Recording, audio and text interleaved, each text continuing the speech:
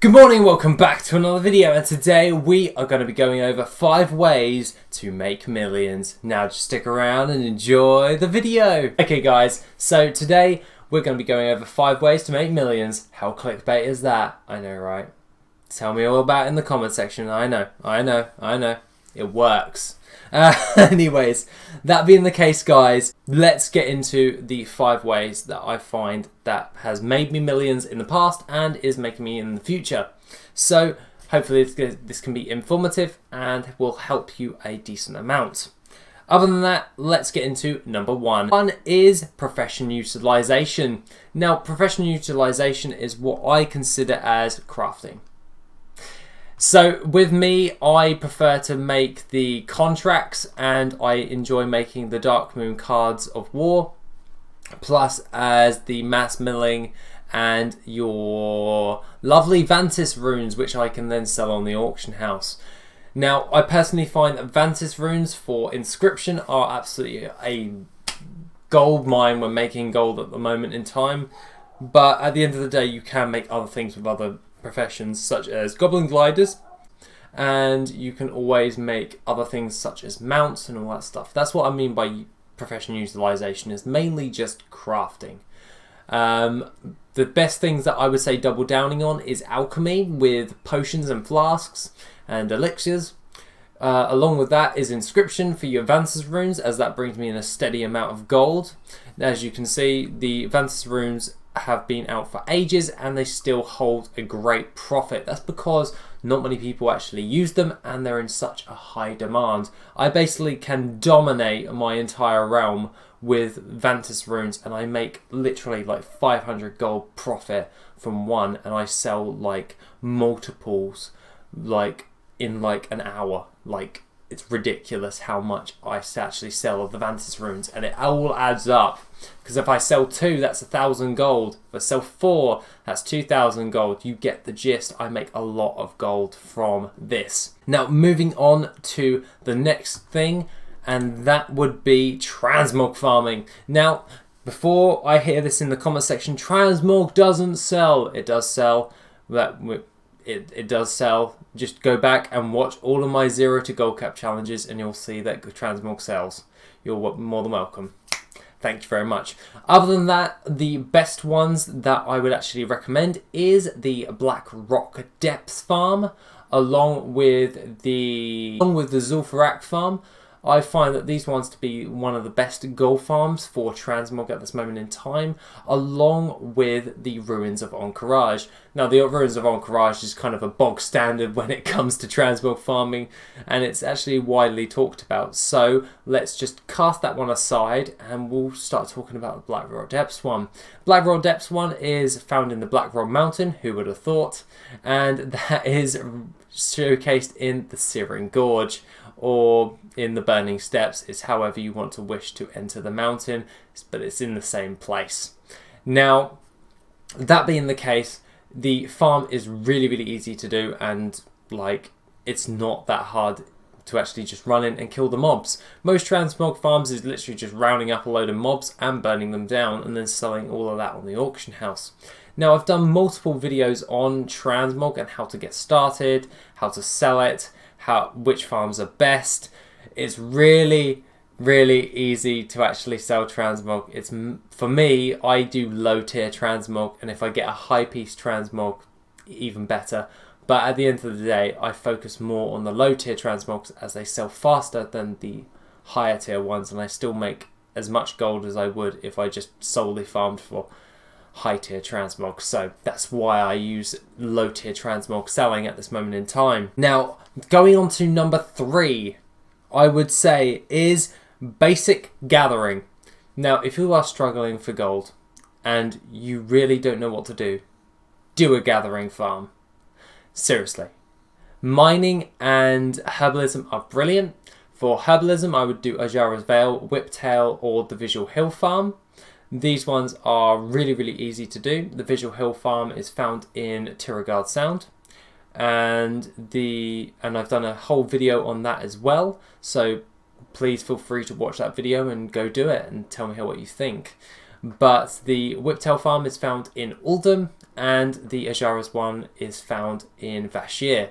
These ones are really easy to do, and they average from anywhere from around about 25,000 gold per hour all the way up to 40,000 gold per hour. The highest gold per hour one is the Whiptail farm, and it gives you a wide variety of volatile lives and or Whiptail as well. So you've got a decent amount of different types of materials that you can then sell on the auction house. Gathering is by far one of the easiest ways to make gold, as it requires little to no effort, so to speak. All you're literally doing is running around following a route, and then you basically just get your gold. I'm saying this like and very nonchalant, but it is really that straightforward when it comes to gathering farms, mainly because it is literally just pick a route and do it. So without sounding like an absolute arse when I'm actually talking about this, but it is more or less just that simple when it comes to gathering. If you want to make a lot of gold, it's more of the case of consistency, let alone the actual farm.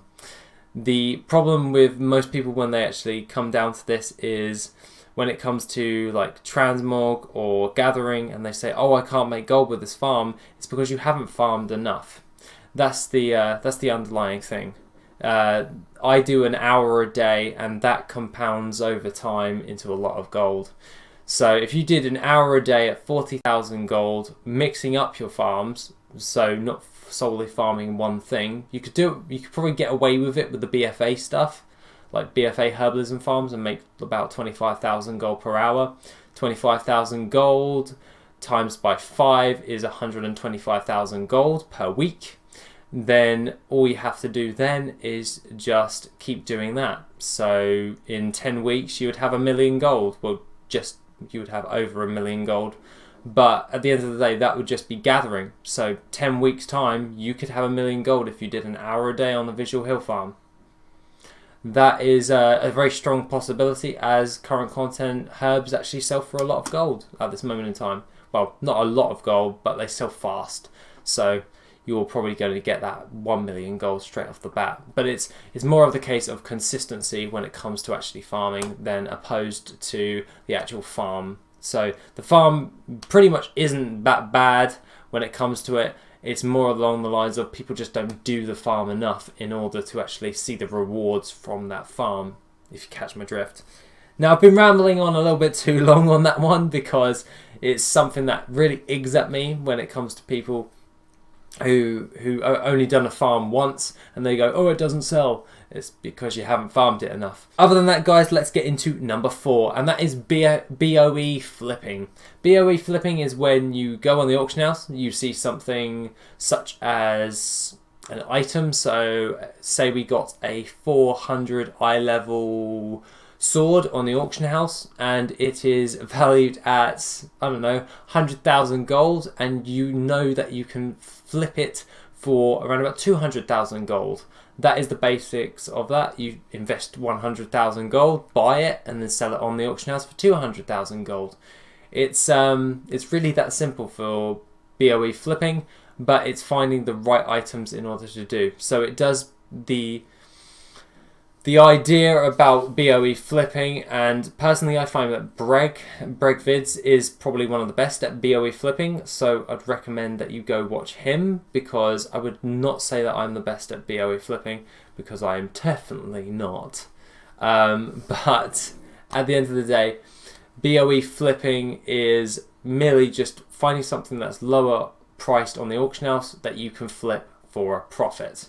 Now, I do this mainly with shuffles, but you can do this with crafted items such as like current content armor and or swords. Breg goes into a really detailed video on how to do this, and I'll link it at the end of the video if you really want to know more on BOE flipping. Lastly and finally is number 5, and that is crafted mounts. I have made the bulk of my millions from crafting panther mounts, the Vial of the Sands, and mechanized choppers. Seriously, no other mounts. I craft next to no other mounts than that. I craft the panthers, I craft the Vial of the Sands, and I craft the mechanized chopper. They are the top 3 types of ones that I make, and they have produced me with millions. I personally feel that they are one of the best things that you can actually do, and at the end of the day, it's so easy to actually like craft these things and make gold from it. But all in all, if you're looking for 5 ways to make millions, you have to make sure you have to know one thing sure. You are not going to make millions overnight. And I'm being serious. Dead frickin' serious. You're not going to make millions overnight unless you're insanely lucky with one piece of like transmog or something. Or you've just done the Shadowmoon quest line. It really doesn't work like that. It is over time. Unfortunately so. I wish I could just press a button and get 10 million gold. But it doesn't really work that way. That's why we have the entire gold farming and gold making niche. It's because people want to know how to make gold. And like I said earlier, it is literally consistency that will make you your gold over time. So wherever you are at this moment in time, you can pretty much guarantee that it will take you a bit more time added onto that. So the question is, how much gold do you actually want? And you're going to have to put in the time and the effort in order to actually get to that amount of gold that you want. Such as me with the gold farming challenge for 0 to gold cap, I'm aiming for gold cap. So I know that over time this is going to take a long time in order to do. So that is why I'm doing an hour a day every single day. I could bump those numbers up to 2 hours a day. But at the end of the day, you're going to have to invest your time and your effort in order to make gold. There's no quick, easy way. And anyone who says differently on that one, I tend to disagree with them. Because you can't just really... unless you're like the most insanely luckiest person in the world that gets this one piece of that goes into Alderman for the first time, gets the Pendulum of Doom and sells it in the first day for like 5 million gold, then you're pretty much gonna have to do it over time. And that is pretty much the bottom line for making millions, is pick a farm, pick a little system. So say we'll do this right now. You say that you are going to do an hour a day for 7 days.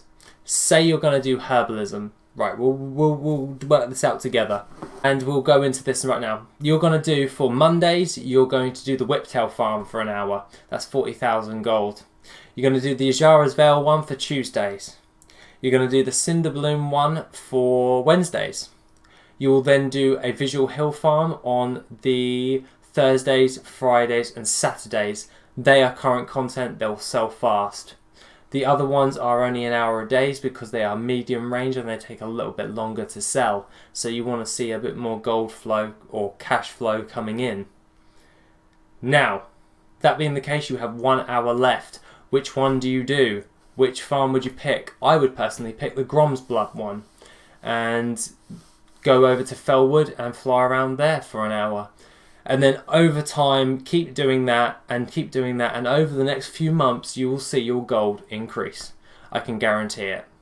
So there we go. We've just given you a herbalism system as well as the 5 ways to make millions. So that being the case, guys, have a lovely rest of the day. And I shall see you in the next video, which will be on Wednesday. Take it easy, guys.